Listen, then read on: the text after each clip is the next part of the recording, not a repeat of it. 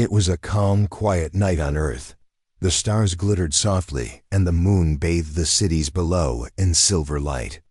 In a small park in Washington, children ran through the grass, their laughter filling the cool air. No one knew that everything was about to change. Miles above the clouds, in the emptiness of space, a strange object moved closer and closer to Earth. It was black, sharp, and massive, bigger than any building on the planet. Its surface glowed faintly red, like iron heated in fire. In the control room of the Global Defense Center, alarms began to scream. Unidentified object detected, entering atmosphere. Shouted a young officer. General Carter, an older man with deep lines on his face, stood frozen for a moment before speaking. Showed on the main screen. The screen flickered, and everyone in the room gasped. The object, now clearly a gigantic bomb, was descending toward Earth. It didn't slow down, didn't burn up in the air. Instead, it glided silently through the clouds like a predator, stalking its prey. "What is that thing?" whispered someone. Before anyone could answer, a voice, cold and mechanical, suddenly spoke. It wasn't coming from the speakers. It came from everywhere at once, as if the air itself carried the words. "To the humans of Earth, this is your end. This gift from the stars will erase you. Your time is over." People in the streets froze, staring at the sky. Around the world, billions heard the same terrifying message. General Carter clenched his fists. "How long before impact?" "5 minutes," replied the officer. His hands trembled as he typed. Outside, the bomb slowed just above the capital city. It didn't crash into the ground. Instead, it hovered, spinning slowly. Red lights pulsed along its edges. A strange, rhythmic hum filled the air. All over the world, people stopped whatever they were doing and looked up. In New York, crowds gathered on rooftops. In Tokyo, trains stopped as passengers pressed their faces to the windows. In Nairobi, children clung to their mothers and whispered prayers. Everyone waited. Everyone expected the end. In Washington, a young woman named Emily stood in the park, clutching her little brother's hand. His eyes were wide with fear. Is it going to explode?" he asked softly. Emily swallowed hard, trying to stay calm for his sake. "I don't know, Tommy, but we have to trust our people. They'll figure something out." Above them, the glowing bomb began to emit a sharp, high-pitched sound. The countdown numbers appeared in the air beneath it, as if written in light. 300, 299, 298. General Carter barked orders. "Activate every defense system. Aim everything we've got at that thing. Now." Missiles launched from hidden bases. Jets streaked through the sky, firing at the bomb. From space, lasers and satellites shot bright beams of energy, but nothing touched it. Every missile exploded harmlessly before reaching it. The lasers bent away. The jet's bullets simply melted before impact. It's like it's untouchable," said one soldier, his voice shaking. On the streets, people began to scream and run as the countdown continued. 250, 249, 248. In the control room, silence fell. No one knew what to do. General Carter slammed his fist on the table. "There has to be something. We can't just watch and wait to die."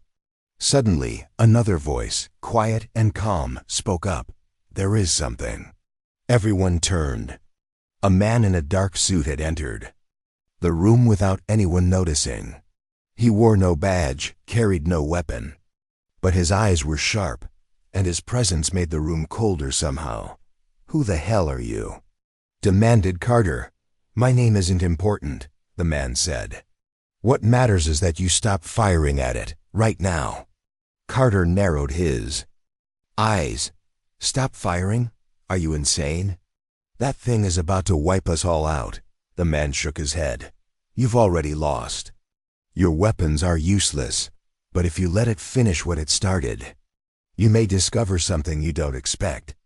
The room went silent again. Carter stared at him. What do you mean? What happens if we do nothing? The man gave a faint smile. That is not for me to say, but you're running out of time. On the screen, the countdown reached 200. 199. 198. Against his instincts, Carter raised his hand. Cease fire, he ordered. Across the world, weapons powered down. Jets pulled back. Satellites shut off their beams. People in the streets looked confused as the sky grew quiet again. The bomb continued to hover, glowing brighter now, almost blinding. Emily shielded her brother's eyes. What's happening? She whispered. Suddenly, the humming stopped. The countdown froze at 150. A bright beam of light shot out from the bomb, striking the ground. But instead of an explosion, the light solidified into a tall column of glass-like material. Gasps echoed through the control room. Carter leaned forward. What the hell is it doing? The man in the suit folded his arms. It's delivering its message. In the park, Emily and Tommy stared at the column of light. A figure began to form inside it, tall, thin, and alien. Its skin was silver, and its eyes glowed blue. It spoke in the same cold, mechanical voice from before. Humans of Earth, you have been judged. This is your sentence. It raised its long fingers toward the crowd, but then something strange happened. The figure froze. Its glowing eyes flickered. The countdown numbers behind it glitched and disappeared. On the control room screens, error symbols flashed across the alien systems. The man in the suit chuckled softly. Ah, there it is. Carter glared at him. What's going on? The man turned to him, his faint smile widening. You really thought Earth was unprepared? You think we haven't seen their kind before? This is just the beginning. On the screen, the alien figure began to crack like broken glass. Sparks flew from the bomb. The glowing lights dimmed. And then silence. The massive bomb split open with a loud crack, revealing its inner core. But inside, instead of weapons or fire, there was nothing but a strange, metallic sphere, no bigger than a basketball. The man in the suit stepped forward and picked up a phone. It's ready, he said simply. Carter blinked. What do you mean ready? Ready for what? The man turned, his eyes sharp as knives. Ready for us to send it back. Across the world, the people of Earth watched in awe as the once deadly bomb was lowered by cranes into a giant underground chamber. Emily and Tommy clung to each other, staring at the sky as the lights faded and the stars returned. Did we win? Tommy whispered. Emily didn't know what to say. In the control room, the man in the suit placed the metallic sphere in a special container. You humans, he murmured to no one in particular, never learn to stop underestimating yourselves. He turned to Carter one last time. Tell your people. The game has just begun. And next time, we won't just send it back. We'll send it back improved. With that, he walked out of the room, leaving only silence and a stunned crowd behind him. Above, the stars sparkled as if nothing had happened. But deep in the shadows of Earth's hidden labs, the real work had already begun. The world did not sleep that night. After the alien bomb froze in the sky and split open, after the mysterious man claimed, we'll send it back improved, the air across Earth was thick with fear, questions, and quiet anger. People gathered around their screens, waiting for answers. News anchors stammered over their words. Some said Earth had been spared. Others said it was just the beginning of something worse. In a hidden underground complex beneath the Rocky Mountains, General Carter stood at the edge of a vast hangar, staring at the alien bomb, or what was left of it. The strange metallic sphere sat in the center of the room, guarded by soldiers, engineers, and scientists in white coats. You're telling me, Carter said slowly, that this thing was about to destroy us, but instead we're just going to keep it here? Study it? Play with it? Yes, came a calm reply. It was the same man in the dark suit, the one who had walked into the control room hours earlier and stopped the attack. He now stood next to Carter, his hands clasped neatly behind his back. His expression was unreadable. Carter turned on him. "Who are you? You never answered that question before. What branch are you even from? CIA? Some black project?" The man finally looked at him, his eyes cold but steady. "You can call me Mr. Voss," he said. "That's all you need to know. And no, I'm not from anything you've heard of before." Carter shook his head in disbelief. "This is madness. That thing could still go off." Voss smiled faintly. "No, General. It won't. Not anymore. We disabled its core the moment it entered our atmosphere." Carter frowned. "Disabled? How?" Voss walked toward the sphere, his polished shoes echoing on the metal floor. He spoke as he moved. "For decades, Earth has watched the skies. We knew, eventually, someone out there would notice us. And when they did, they'd test us.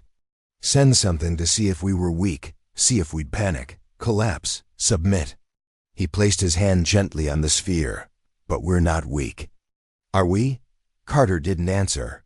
He just stared at the sphere, its strange silver surface glowing faintly under the bright lights. Around them, scientists were already at work. Teams in protective suits were scanning the sphere with strange instruments. Others were pulling apart fragments of the bomb casing, black plates of alien metal that no human had ever seen before. One young engineer called out, "Sir, you'll want to see this." Voss and Carter walked over to the table where she stood. She pointed to the inside of one of the metal panels. On it, faint but clear, was a series of glowing symbols, not just writing, but diagrams, energy pathways, and something that looked eerily like DNA strands. "What is it?" Carter asked. The engineer's voice shook slightly as she answered. "It's a blueprint. For something much bigger." Carter leaned closer. "Bigger?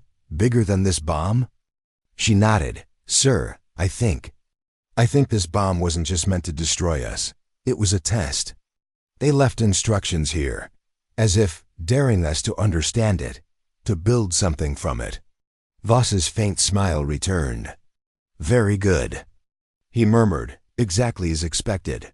Carter stared at him. "You knew about this?" "I suspected," Voss replied. "The ones who sent this, they're arrogant. They wanted to see if humans were clever enough to figure it out, and we are." One of the scientists looked up, alarmed. "Sir, this material, it's not like anything on Earth. We can't cut it, melt it, or even scratch it. It's alive, somehow changing while we watch it." "Good," Voss said calmly. "That means it's working. Keep going. You have full clearance to take it apart and learn everything you can." He turned to Carter. "General, I suggest you begin preparing your delivery systems. Once we're done here, we'll need them." Carter narrowed his eyes. "Delivery systems? You mean you're actually planning to send this back?" Voss met his gaze without flinching. "Yes, but not as it came to us. We'll return it improved, deadlier, smarter.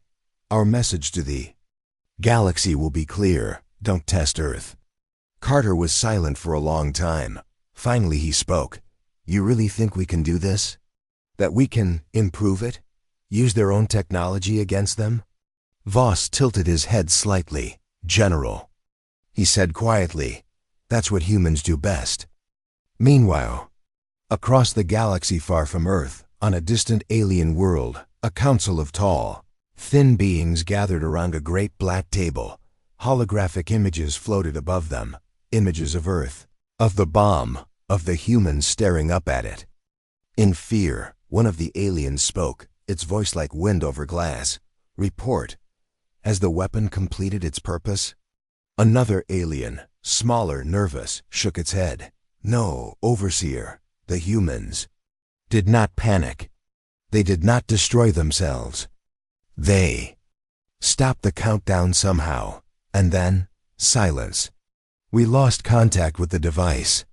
The Overseer's eyes glowed brighter. "Impossible," it hissed. "They are primitives. They cannot possibly resist our technology. Are you saying they have already? The smaller alien swallowed hard. Yes, Overseer. It appears they have taken the device into their possession, and they are studying it. For a moment, the chamber was silent. Then the Overseer leaned back, its long fingers drumming slowly on the table. They dare. It whispered around the table. The other aliens shifted uncomfortably. The Overseer spoke again, louder now. Very well. Let them learn.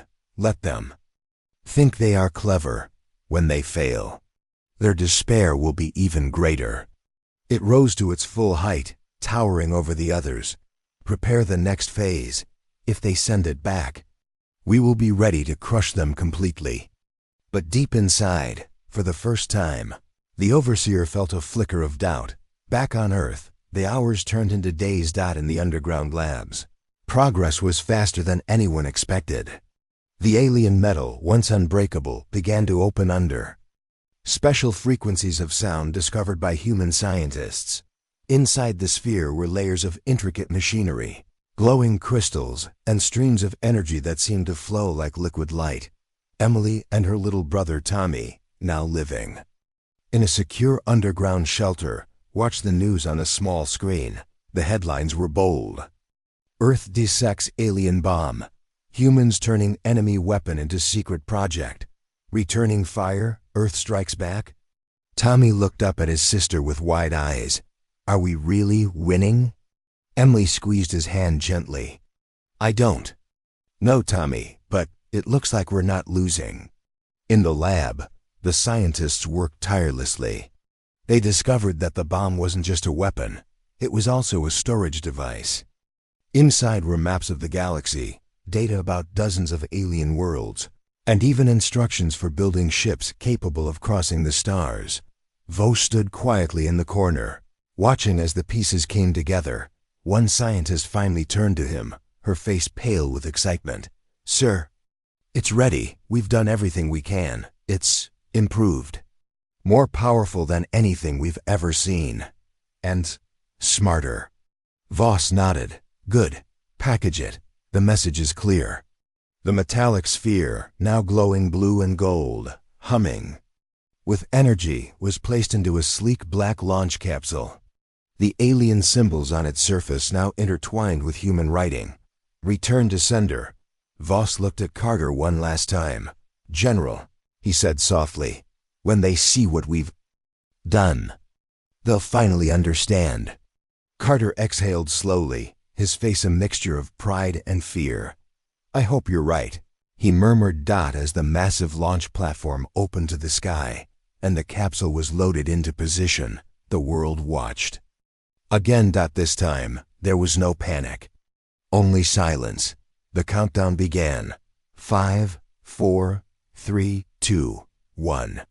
With a deafening roar, the improved bomb shot into the stars, leaving behind a trail of blue fire. Every screen on Earth displayed the same final message.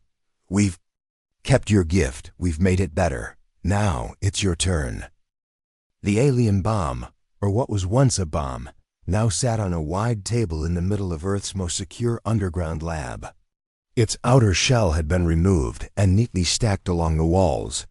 What remained was the inner core, a sphere of shimmering metal, alive with thin streams of blue and white light that pulsed like a heartbeat. Dr. Elena Marks, the lead scientist on the project, stood over it with her hands clasped behind her back. Around her, her team of engineers, physicists, and mathematicians worked in silence, their faces illuminated by the strange glow of the core. General Carter entered the room with Mr. Voss by his side. Well, Carter asked, what have you found? Dr. Marks didn't look up at him. Her eyes stayed fixed on the sphere.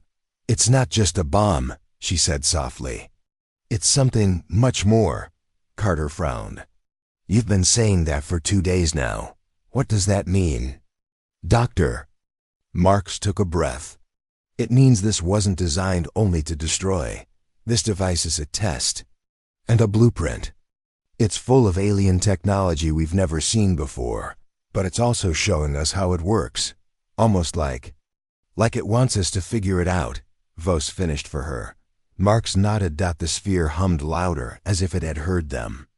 Strange symbols, alien writing, began to appear and shift across its surface. Carter took a step back. What's it doing now? One of the young engineers looked up from his station. It responds to us, sir, whenever we make progress. It changes, it shows us more, Marx added. It's like solving a puzzle. Every time we unlock a layer, it gives us clues to the next. She pointed to the diagrams on the holoscreens above them, sketches of alien circuits, impossible geometries, and what appeared to be instructions for assembling something far larger. This device, she continued, contains a complete guide to building weapons, ships, even energy systems we can barely begin to understand. And not just their designs, it includes the principles behind them. It's teaching us how their technology works from the ground up. Carter's jaw tightened. So they gave us the keys to their kingdom?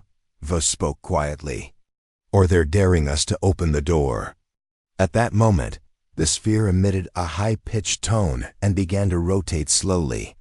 Blue beams of light projected from its center, forming a three-dimensional map in the air above it, a map of stars, swirling galaxies, and a highlighted path from Earth to a cluster of red systems far across the void. Marx gasped. It's a star map, she said, with coordinates. These must be the ones who sent it. This is their home. Carter stared at the glowing map, so they wanted us to find them. Voss's eyes narrowed. Or they never expected we would. Meanwhile, in orbit high above Earth, in a hidden military satellite, teams monitored the skies. On their screens, the launch capsule carrying the improved bomb streaked toward deep space, its engines burning bright. A technician leaned over to his superior. Sir, it's working perfectly. No interference, no shutdowns. And the payload is stable. The superior nodded grimly. Good, keep tracking. And pray the scientists finish what they've started before the package arrives. Back in the lab, hours turned into days as the team worked around the clock. The sphere's mysteries unfolded layer by layer. First, they discovered that the metal wasn't just strong, it was alive. Under the microscope, its surface shifted and repaired itself, almost as if it were thinking. Then they unlocked its power source, a small crystal no larger than a thumb, but radiating enough energy to power an entire city. What is this made of? Carter asked as he peered at it through a protective screen. Mark shook her head, awestruck. We don't know. It's not on our periodic table, and it seems infinite. It's like holding a star in your hand. Voss stood behind them, silent. As always, watching. Soon, they began to assemble the diagrams from the sphere's projections. It became clear that the bomb wasn't designed to kill indiscriminately. It could target specific systems. Shields, weapons, ships, anything electronic could be shut down or destroyed with precision. This isn't just a bomb, Marx murmured. It's a scalpel. And now, Voss added, it's our scalpel. The turning point one night, as the team worked, the sphere began to glow brighter than ever before. It lifted off the table, spinning slowly, and projected another set of symbols into the air, this time accompanied by a voice. A low, alien tone filled the room, speaking words they didn't understand. What's it saying? Carter demanded. Linguist rushed forward, his eyes wide. It's congratulating us, he stammered. It says, you have passed the trial. You have earned the gift. Now make it your own. Everyone fell silent. Carter muttered, so they wanted us to figure it out all along. Voss's faint smile returned. Or they wanted to see how dangerous we could become. The sphere lowered back onto the table and dimmed again, as if waiting for the next move. The council reacts on the distant alien world. The overseer stood before the council once more. Its voice was sharp with anger. The humans have unlocked the device faster than expected. They are learning, adapting, building. One of the advisors spoke cautiously. Perhaps we underestimated them, Overseer. The Overseers. Eyes burned. No, they are still insects. Clever, yes. But fragile. When they return the weapon, we will crush them entirely. But deep inside, it felt the first real chill of fear. Earth's decision in the lab. The humans worked feverishly. Engineers attached human-made targeting systems to the alien shell. Soldiers practiced loading it into modified missiles. Programmers trained an AI to control its precision strikes. The sphere was no longer the same weapon. Its core pulsed brighter. Now and faint new patterns had appeared on its surface. Not alien anymore, but a fusion of alien and human. Dr. Marks stepped back, exhausted but proud. It's ready, she announced. Carter looked at her, then at Voss. What do we call it? Voss's eyes gleamed. Call it the Answer. The farewell on the day of launch, the improved bomb, now called the Answer, was loaded into a sleek black ship. Its surface shimmered with strange, alien metal runes intertwined with Earth's insignia. Emily and Tommy watched from the civilian safe zone on a giant screen as the launch began. Tommy clutched her hand. Do you think they'll be scared? Emily didn't look away from the screen. I think, she said softly, they already are. The launch in the underground command center, everyone stood as the countdown began. 10, 9, 8. Carter stood at the front, his hand resting on the control panel. Beside him, Voss spoke quietly. When they see this, he murmured, they'll understand one thing. Carter raised an eyebrow. What's that? Voss's faint smile returned. That humans don't just fight back, we fight smarter. 3, 2, 1.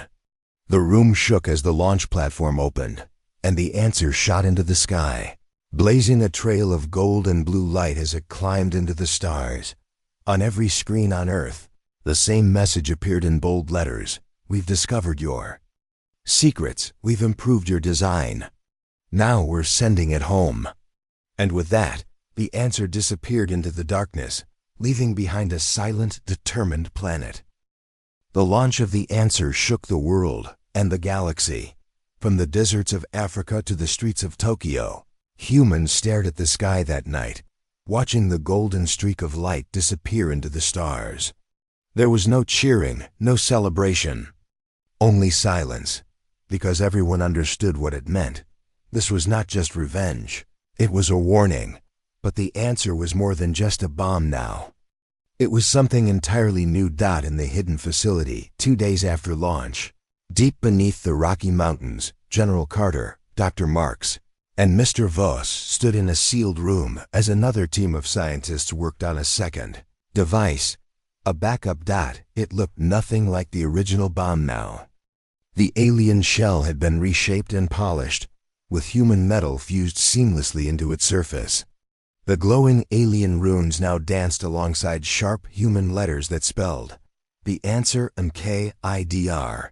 Marks explained in a low voice, this one is even more advanced than the first. We've integrated nanotechnology to allow it to adapt mid-flight. It can analyze enemy defenses in real time and adjust its attack pattern instantly. Carter folded his arms. And the payload? One of the engineers spoke up nervously. It no longer carries just one blast, sir. It carries thousands of micro-warheads, each programmed to strike specific targets. Not just to destroy, but to disable infrastructure, shut down defenses, and cripple their command centers. Carter whistled softly. So it can take out an entire planet, without wiping it off the map. Marks nodded. Exactly. It's not just a bomb, it's a statement. Voss's faint smile returned. And that's why they'll fear it even more. Meanwhile, in space far ahead of Earth's defenses, the original Answer hurtled silently toward the alien homeworld. Its surface glowed faintly now, as if alive, and its internal AI monitored everything around it. On its way, it passed through an asteroid field. Dozens of rocks slammed into it at high speed, but each time, its outer shell shifted slightly. Deflecting the blows harmlessly. Then came the first test. A squadron of alien interceptors appeared ahead, armed with plasma cannons and shields. Alien commander on board sent a message. Human weapon, stop now or be destroyed. The answer didn't stop. Instead, the glowing alien runes along its surface flared brightly, and within seconds, the interceptors' shields collapsed. Their weapons fizzled USEL, ESSLY. And then, their ships simply shut down. One by one, the alien craft drifted lifelessly in the void as the answer sailed past them without a scratch. On Earth, technicians monitoring its progress cheered quietly. "It works," one of them whispered in awe. "It's learning as it goes." In the alien council chamber, far across the galaxy, the overseer stood at the head of the black table. Reports poured in, each worse than the last. "Overseer, the human device has destroyed our interception fleet." "Overseer, it disabled our forward defense satellites." "Overseer, it's heading directly for the homeworld at full speed." The overseer's eyes blazed in fury. "Then destroy it." It roared. "We still hold the upper hand. Their technology is crude. It cannot compete with ours." But in the shadows of the chamber, whispers passed between the other council members. "They improved the gift. They learned. They're coming." For the first time in centuries, fear settled over the Great Council. Back on Earth in the underground lab, engineers and programmers were already working on the next upgrade. "This won't be the last time," Dr. Mark said quietly to Carter. "They won't stop after this. We need to stay ahead." Carter nodded grimly. "And what about you, Voss? You seem to know more than you're saying. Just how far can we take this?" Voss's smile was thin and cold. "As far as we need to," he replied. "Humans are very good at turning fear into power." He turned away, watching as another prototype began to glow on the assembly line. On the journey inside the answer, the AI's thoughts were calm and focused. It scanned every signal, every defense, and adapted its plan. In its memory banks were blueprints not only of alien technology but also human creativity, unpredictability. At one point, the aliens tried to trap it with a collapsing energy field. The AI paused for 0.3 seconds. Then it split itself into hundreds of energy fragments, slipped through the gaps in the field, and reassembled on the other side without a single scratch. The galaxy watches on distant planets. Other alien races began to watch the unfolding events. They saw the humans launch the enemy's weapon back at them, stronger and smarter. Whispers spread. "The humans have turned the bomb into a sword. They've learned how to fight us with our own tools. Maybe we should leave Earth alone." The final approach as the answer neared the alien homeworld. Its sensors detected thousands of defense platforms, shields, and warships waiting in orbit. But it did not slow down. Instead, it broadcast a single message in their language. "You gave us your worst. We made it better. Now we return the favor." All across the alien command stations, alarms screamed as their shields collapsed one by one. Weapons failed. Warships drifted helplessly. On the planet's surface, the alien leaders stood outside their citadel, staring up at the growing golden light in the sky. The overseer stepped forward, rage and fear fighting for control. "How?" it whispered. "How did they do this?" The golden sphere stopped high above the planet, glowing brighter than the sun, and then it split into thousands of smaller lights, each targeting a critical system. Within seconds, the entire planetary network went dark. No deaths, no explosions, just silence. The answer hovered above, its mission complete, and it broadcast once more. "Earth sends its regards." Back on Earth, General Carter stood in the command room, watching the live feed from the probe. Dr. Marks sat beside him, exhausted but smiling faintly. "They didn't know what hit them," she murmured. Carter nodded. "And next time, they'll think twice." Voss stepped forward, his hands behind his back. "General," he said quietly, "this was only the beginning. The galaxy now knows who we are. They'll come again, stronger." Carter glanced at him. "And we'll be ready," he said firmly. Voss's smile was colder than ever. "Oh, General," he replied, "we'll be more than ready. We'll be waiting." Above Earth, the stars sparkled innocently, but across the galaxy, whispers of Earth's terrifying upgrade spread like wildfire. And for the first time, the galaxy was afraid of humanity. The room was silent. Everyone in the command center stood at attention as the final countdown began. On the massive main screen, the answer MK2 sat inside its launch cradle, deep underground, glowing faintly gold and blue. All over Earth, people gathered around screens, in homes, streets, and shelters, to watch history unfold. General Carter's voice cut through the silence. "Status report." A technician replied quickly. "Launch systems online. Payload stable. Navigation systems locked on target. No anomalies." Dr. Mark stood nearby, arms crossed, her eyes fixed on the screen. She whispered almost to herself, "This is it." Voss was already watching the timer, his expression calm and sharp as always. Carter took a breath. "Begin launch sequence," he ordered. The final preparations, deep below, in the launch chamber, robotic arms moved like clockwork. They carefully locked the upgraded device, now bristling with sleek fins and tiny lights, into position. The words "The Answer MK2" glowed bright on its side.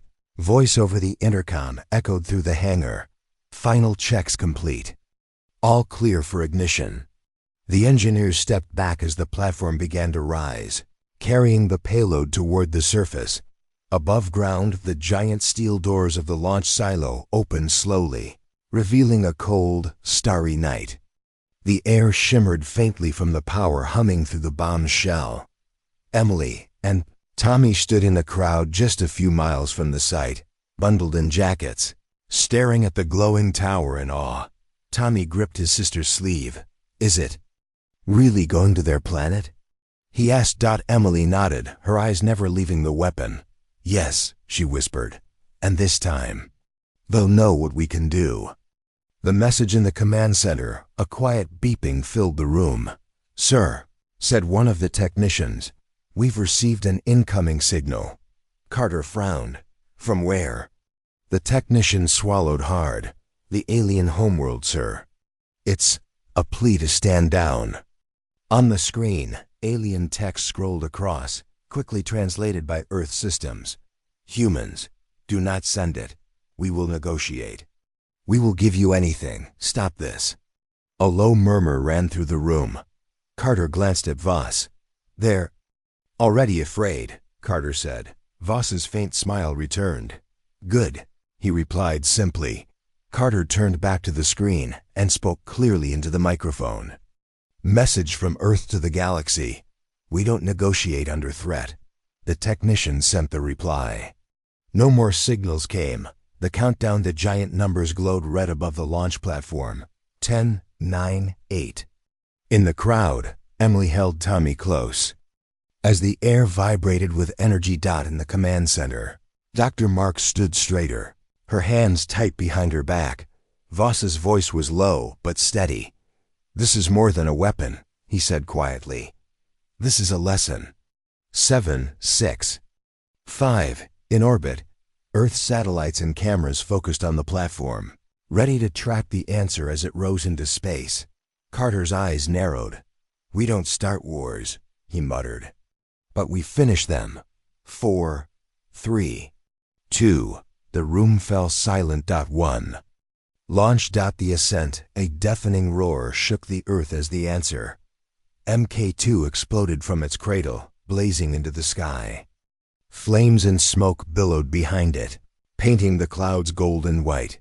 People around the world gasped, shielding their eyes from the light as the weapon disappeared into the stars. In the command center, cheers broke out, but Carter raised his hand for silence. "Stay sharp," he ordered. We watch it all the way to target. On the screens, the answer climbed higher, faster than anything humans had ever launched before. Its alien-enhanced engines tore through the atmosphere, leaving behind a glowing trail that could be seen from space. The galaxy reacts on the alien homeworld. Panic spread through the streets. The council chamber was chaos. Advisors shouted over one another as the overseer slammed its clawed hand onto the table. "Deploy everything," it roared. "Shields at full strength. Every ship in orbit. We cannot let it reach us." But even as they prepared, their eyes turned to the massive display showing the answer streaking toward them. One advisor whispered what many were thinking. "It's already too late." In space, the answer shot past alien patrol ships like a phantom. Every time they fired at it, its surface shifted, absorbing or deflecting the attacks. One alien captain screamed into his comms, "It's learning. It knows what we're doing." But the eye aboard the device was far ahead. It anticipated every strike, adapted to every tactic, and dismantled the attackers with surgical precision. By the time it passed through the last defensive line, no one dared stand in its way. The confrontation in the command center on Earth.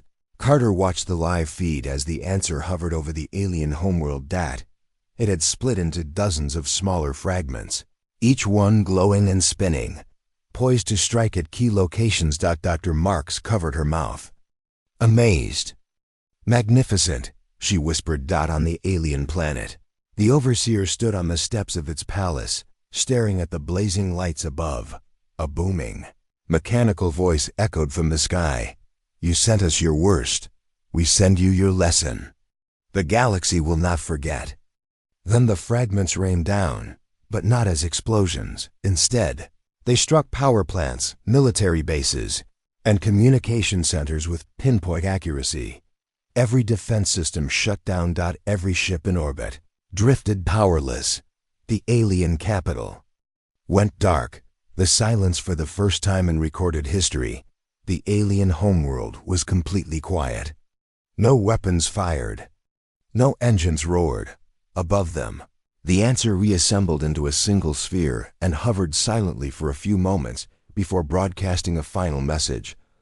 "Earth does not seek your destruction, but we will not kneel. Do not test us again." Then it turned, engines igniting, and began its journey home. Back on Earth in the command center, Carter sat down heavily in his chair. "It's done," he murmured. Dr. Marks exhaled slowly, relief and pride in her eyes. Voss remained standing, his expression unchanged, his eyes on the stars. Carter turned to him. "They'll never forget this," he said. Voss's faint smile was sharper than ever. "That," he replied softly, "is the point."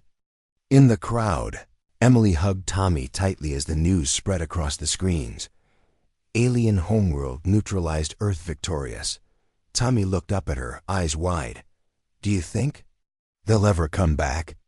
Emily's gaze hardened as she stared at the sky. "Not if they're smart," she said. In the galaxy, on distant worlds, other alien civilizations watched the broadcast in horror. They saw how humans had taken a bomb meant to destroy them, made it stronger, and sent it back as a weapon of precision and dominance. Whispers swept through the stars. "The humans have changed the rules. Do not provoke Earth. They turned our strength against us." And slowly, a new kind of respect and fear spread. The galaxy would never look at Earth the same way again. The galaxy was never quiet. Stars flared, fleets clashed. Civilizations schemed and fought in the endless dark. But after Earth's weapon, the answer, struck the alien homeworld and left it powerless without firing a single lethal shot, silence fell across the stars. In every corner of the galaxy, in great halls and war rooms, leaders of empires watched the recording of that night. Over and over, they saw the answer hover over the alien capital, split into dozens of glowing fragments, and disable everything, shields, weapons, power, with perfect precision. And then they heard its final words, "Do not test us again." The lesson was clear. On the Overseer's planet, the Overseer stood among the ruins of its once proud city. Power was only partially restored, and what little light there was came from emergency torches and fires burning in the distance. Ships drifted helplessly in orbit, still without engines. The council chamber, once filled with shouting and laughter, was quiet now. The Overseer's advisors stood in silence, eyes downcast. One finally spoke.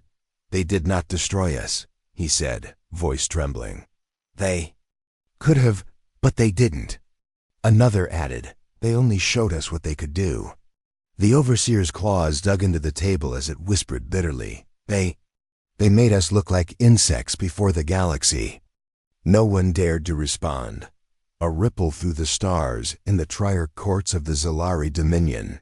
Tall crystalline beings gathered around a shimmering map of the galaxy. One of them leaned closer to the display of Earth, now marked with a faint golden ring of warning. "So it is true," the Triarch murmured. "The humans took their enemy's weapon and made it deadlier than before?" "Yes," replied a diplomat. "And they sent it back with surgical precision. No casualties, total control." A low hum of respect passed through the chamber. "They are not what we thought," another Triarch said.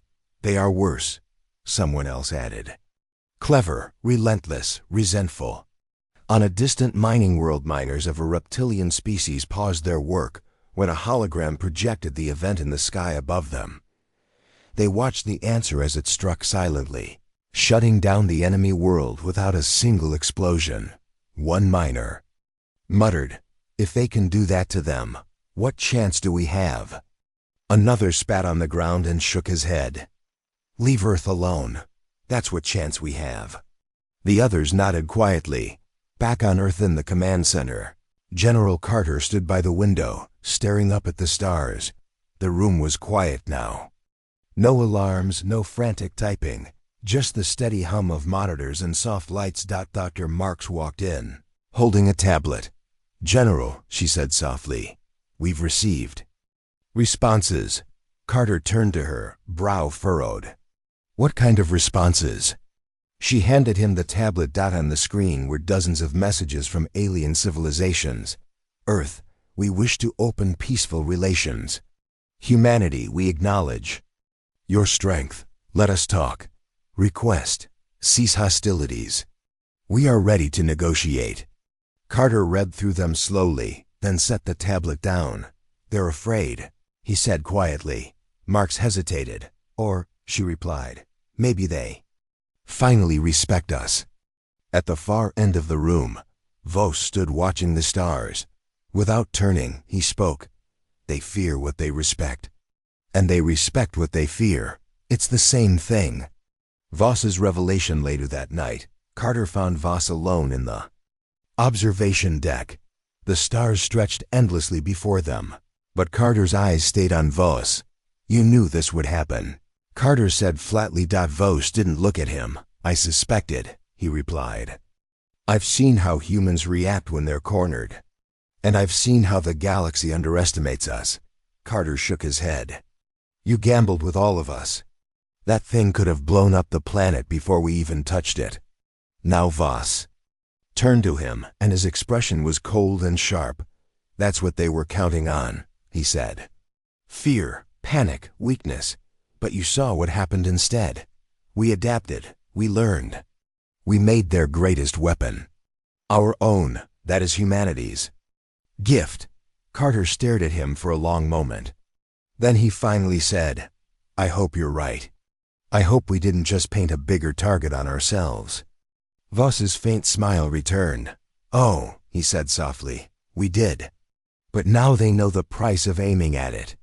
Across the galaxy on dozens of worlds, preparations began, not for attack, but for diplomacy. Alien ships were painted in white, stripped of weapons, and sent toward Earth bearing messages of truce.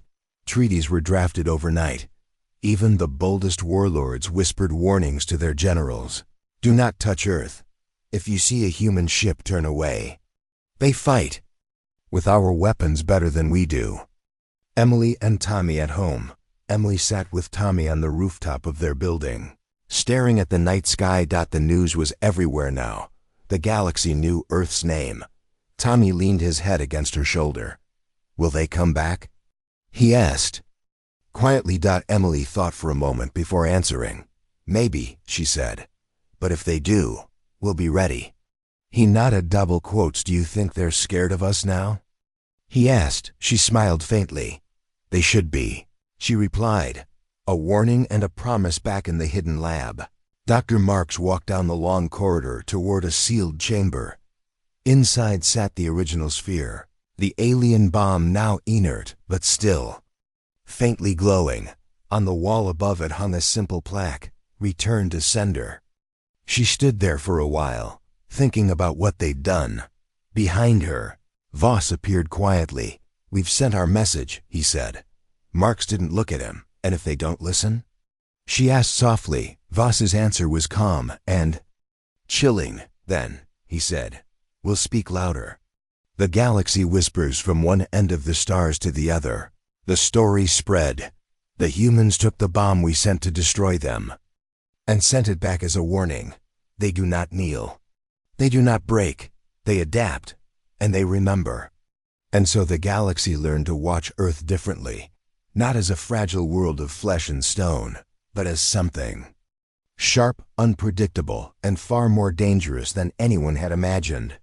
And somewhere, in the cold black between the stars, the answer continued its quiet journey home, its light still burning. The stars over Earth shone brighter than ever before. But for the first time in history, they didn't feel so distant or so safe. In homes, bunkers, and bases all over the planet, people whispered the same question: what happens next? Even though the answer had struck the alien homeworld without destroying it, even though the galaxy now trembled at Earth's name, everyone knew this wasn't the end, that it was only the beginning. The answer returns. Weeks passed before the FOV signal came through. In the underground command center, technicians sat up straight as alarms chimed softly and a voice called out, "Sir, incoming message. It's the answer. It's coming home." General Carter leaned over the console, eyes sharp. "Show me," he ordered. On the screen, a live feed appeared, a single golden light moving steadily through the void, heading for Earth. It was intact, still glowing. Still alive. One of the engineers whispered, It completed its mission, and it's bringing something back." What it carried when the answer finally entered orbit, its surface glowed faintly, and strange new markings shimmered along its sides, alien glyphs that know. One recognized. It descended slowly into its underground hangar, landing softly on the platform where it had been built. The room filled with silence. Dr. Marks approached carefully, her hand trembling as she reached out to touch the warm metal dot. Suddenly, a beam of blue light shot from the sphere and projected. A hologram in the air. Everyone froze. The hologram showed the alien, Overseer, but its head was bowed. A translated message played aloud: "Humans, we acknowledge your strength. We accept your warning. We offer peace." A second voice, human but mechanical, followed: "Mission complete. The galaxy has heard you. They await your answer." Then the sphere dimmed again, waiting. The Council's surrender. Far across the stars, in the heart of the alien empire, the Overseer stood once more before the Council, this time with its head low, its claws folded in submission. The room was quiet as it spoke. "They are not like us," the Overseer said softly. "They are not afraid to learn, not afraid to fight, not afraid to send our own strength back against us." One advisor whispered, "They could have ended us, but they did not." Another added, "They gave us a chance." The Overseer's eyes glimmered with something that might have been respect or fear. "They have given us a choice," it said, "and we would be wise to take it." On Earth, General Carter stood at the podium in front of the United Nations Assembly. Behind him, on a massive screen, the image of the answer floated above the Earth. The room was packed with representatives from every nation, and now, from visiting alien envoys as well, He began speaking slowly, his voice carrying over the quiet room. Some of you thought we wouldn't survive. That humanity was weak, divided, easy to break. He paused, his gaze hard. You were wrong. Whispers rippled through the chamber as he continued. We took the weapon you sent to destroy us, and we made it better, stronger, smarter, and we sent it back as a warning. He pointed to the screen, and now you've all heard it. Earth will not bow, we will not run, we will not forget. The room erupted into quiet applause. Even some of the alien envoys nodded. Emily and Tommy, on the same rooftop where they had watched the launch weeks ago. Emily and Tommy sat together again. Tommy stared at the stars, now dotted with faint lights, alien ships stationed peacefully above Earth. They're still watching us, he said quietly. Emily smiled faintly. Good, she replied. Let them watch. Tommy glanced at her. Do you think they'll try again? Her expression hardened. If they're smart, she said, they won't. But deep in her heart, she knew it wasn't over. A quiet conversation in the hidden laboratory. Dr. Mark stood with Voss in front of the answer, which still sat quietly on its platform. I don't trust them, Mark said finally. Voss nodded slightly. Neither do I, he replied. She turned to him, frowning. Then what? Now we've made our point. Do we stand down? Voss's faint smile returned. No, he said calmly. We prepare the next point, because sooner or later they'll test us again. And when they do, he ran a hand lightly over the smooth surface of the sphere. We'll speak louder. In the galaxy on faraway worlds, leaders met in secret. Their voices hushed. They spoke of Earth in tones of fear and awe. They turned our weapon into their shield. They sent it back without mercy. They could have wiped us out, but they didn't. One ancient emperor, watching the recording of the answer, shook his head slowly. Humans, he murmured. They are the most dangerous kind of enemy. The kind that learns. The final message weeks later, as Earth's skies settled and the galaxy adjusted to its new balance, a single message was transmitted from the answer. It echoed in every corner of space, on battle stations, in palaces, in underground bunkers, impossible to ignore. The voice was calm, unshaken, and unmistakably human. To those who would test us, we are not your prey. We are not your slaves. We are not afraid. We are humanity, and we remember. The message repeated 3 times. Then silence. The stars sparkled as always, but the galaxy was no longer the same. Epilogue. The quiet sky one night. Emily and Tommy watched a meteor streak across the sky. Tommy tugged her sleeve. Do you think we'll ever leave? Go out there, I mean. Emily thought for a long time before answering. Yes, she said finally. One day. But when we do, it won't be because they let us. She smiled faintly. It'll be because we're ready. In the distance, the faint glow of the answer could still be seen in orbit.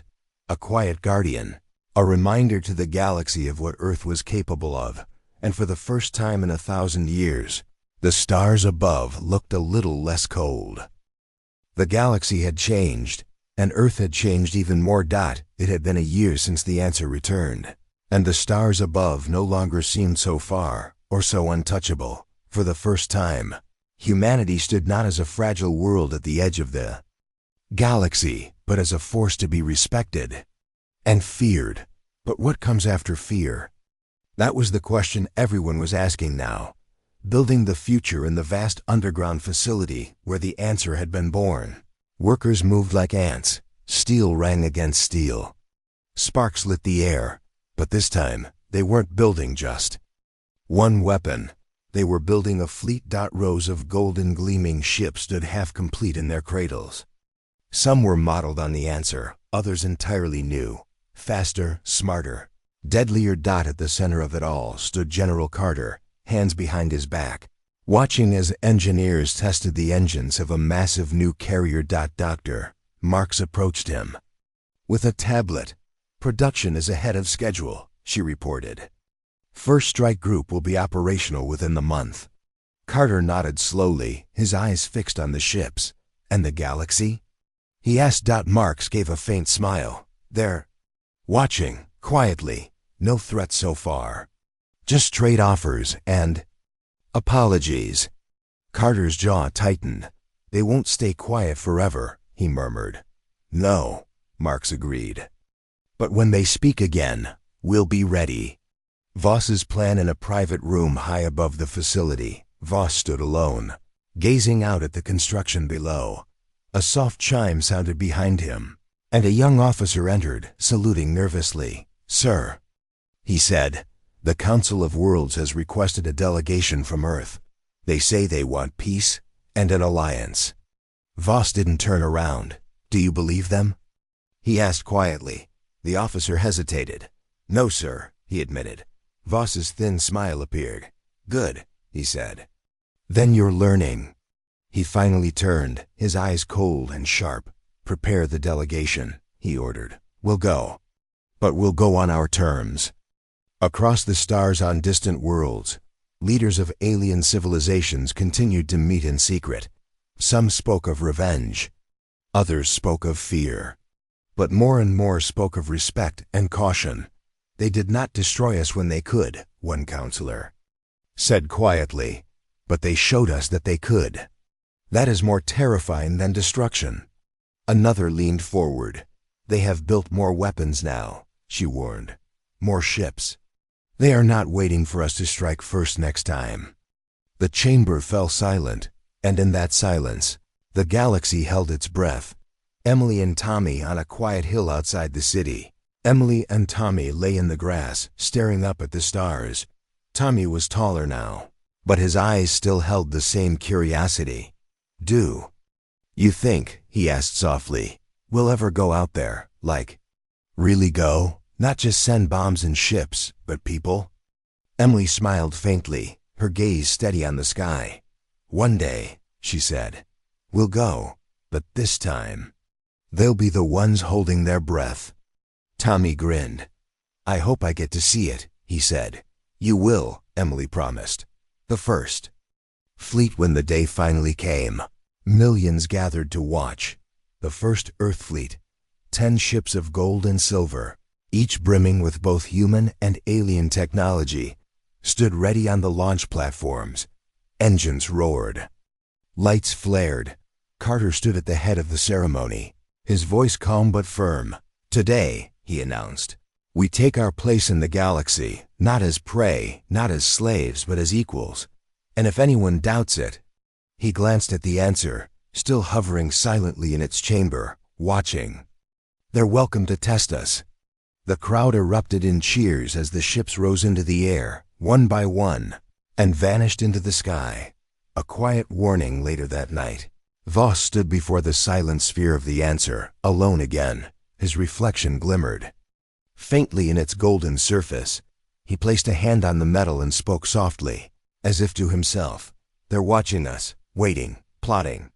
The sphere's faint lights pulsed slowly, as though listening. Voss's eyes narrowed. Let them, he whispered. And somewhere deep inside the machine, the glowing alien runes flashed brighter, as though agreeing. The galaxy listens on distant worlds. The image of Earth's fleet spread like wildfire. They have rebuilt. They are no longer defending. They are expanding. They remember everything we did, and they are coming. A single phrase began to echo in council. Chambers and war rooms alike, do not test Earth. And yet, beneath the fear and respect, there was also something else. A quiet understanding that the galaxy would never be the same. Epilogue. A new dawn in the early morning light. Emily stood alone on the hill, watching as the last of Earth's ships disappeared into the stars. The grass swayed gently around her. For the first time, the sky felt open. Limitless. She whispered quietly to herself, though no one else could hear. We're coming. And this time, we decide what happens next. Above her, the faint glow of the answer still shimmered in orbit, a golden sentinel, watching over the planet. And across the galaxy, The human's message still rang clear. We are humanity. We do not kneel. We do not forget. And we are not finished. The stars no longer looked cold. They looked like home.